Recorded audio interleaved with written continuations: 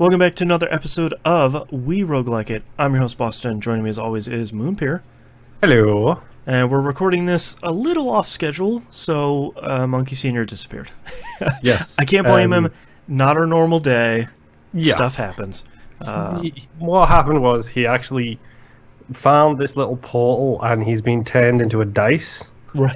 Yes, right. So we've got to wait and see if he can spin the wheel and get a star or if he gets a skull. His one wish was to get off of this show. Yes, exactly. Wait, get off this show or get off that show? Oh, get off this show. Like, I'll win the dungeon as long as I can get off We Roguelike It. Yeah, that's true. Yeah. I was on vacation, so I played 0 of this. How did you do? I just the thing was I could have brought my laptop. Like, bringing a laptop through airport security is one of the levels of hell.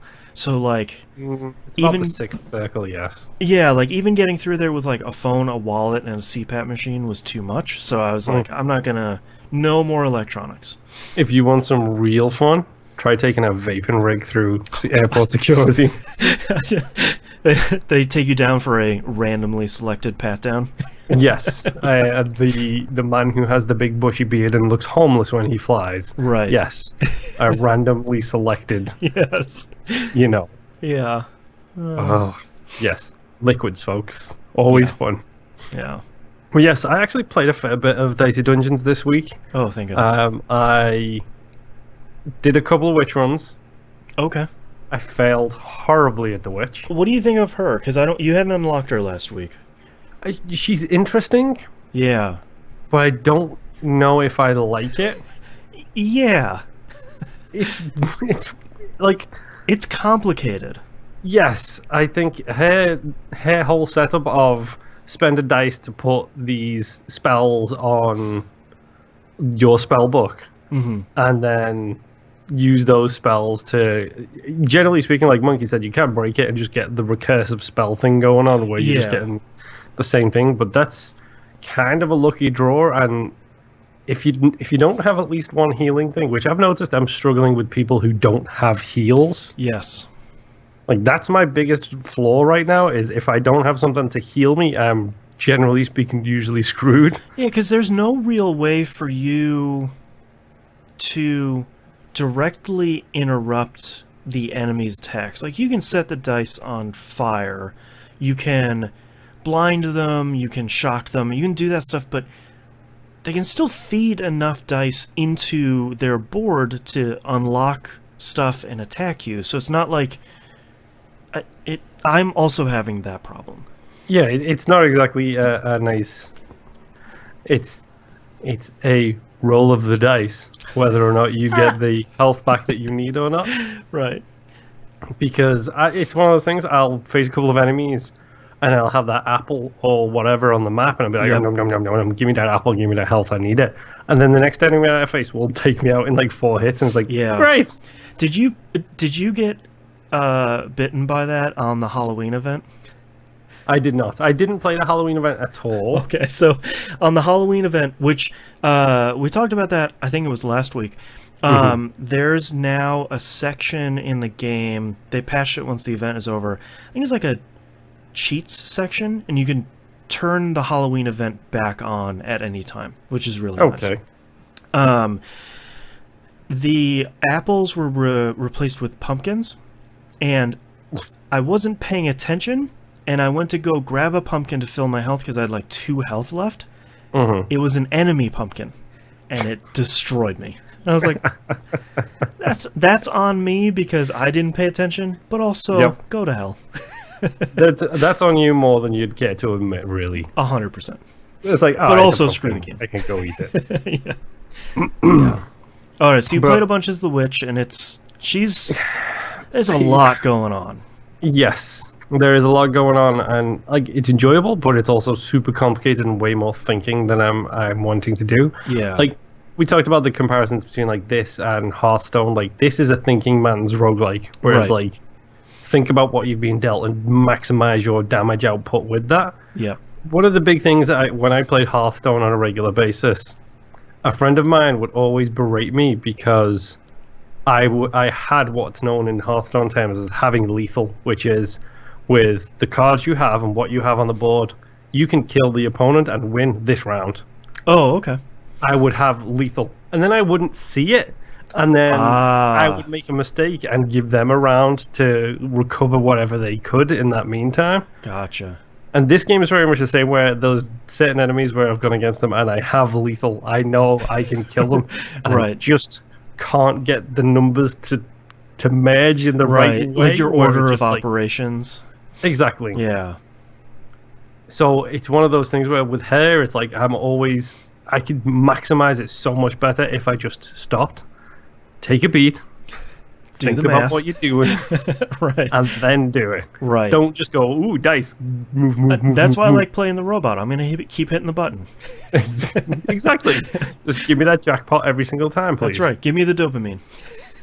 But that's actually something that I played the Thief as well. Mm.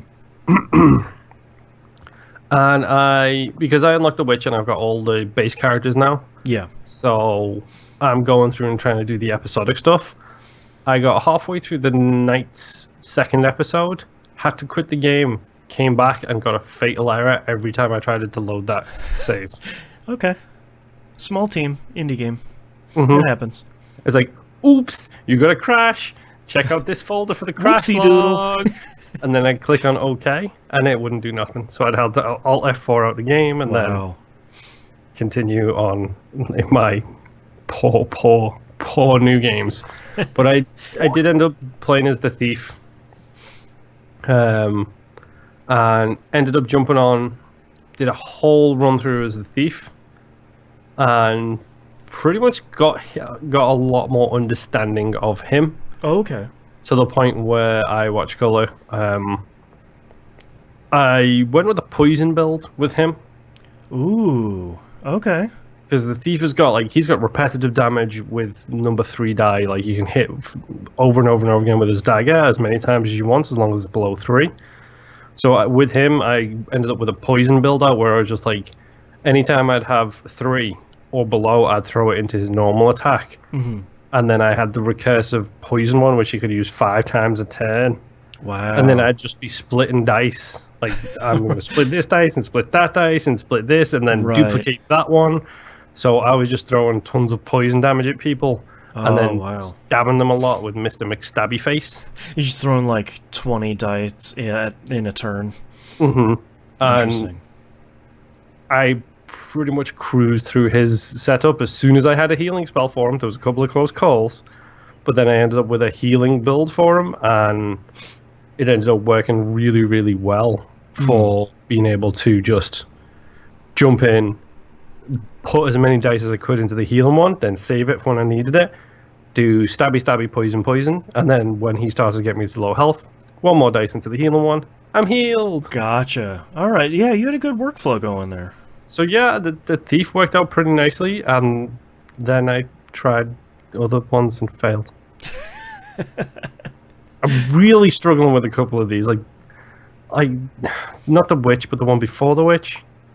The Inventor?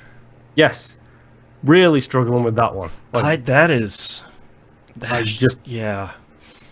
I don't know. I don't know what to do with the Inventor. It's a cool idea. I feel like I don't get it yet. Yes, 100%. Yeah. Yeah, that's pretty much all I did. Okay. Well, I really wanted to play Dicey Dungeons. It's one of those things where it's like, man, I wish I had this on my phone, or I wish I had some way to play this where I was here, but alas, it's not on anything except for PC yet, which is fine. It seems like it lends itself to being a touch game pretty well. Yeah, I could see it transitioning smoothly into a controller base. Yeah, I think so too. Like with a little bit of UI, that could work pretty nicely on pretty much everything. And give it to phones. Like, just get it on phones. Yeah, get it on Switch. Have people playing it. Yeah, Switch is a good call as well. Yeah. Switch, you could use a touchscreen too. Hire us as consultants. Yes. Put your game out on Switch. $10,000, please. Yeah, that's right. Thank you. 10,000 each, right? Yeah.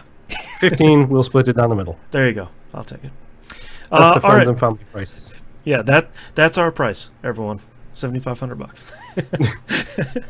All right. Well, I'd thank do you. a lot for $7,500, dude. Yeah, we don't have time or the explicit tag for me to tell you what we'll do. All right. Thank you very much, everyone, for listening. We'll see you all next run. Bye. Bye.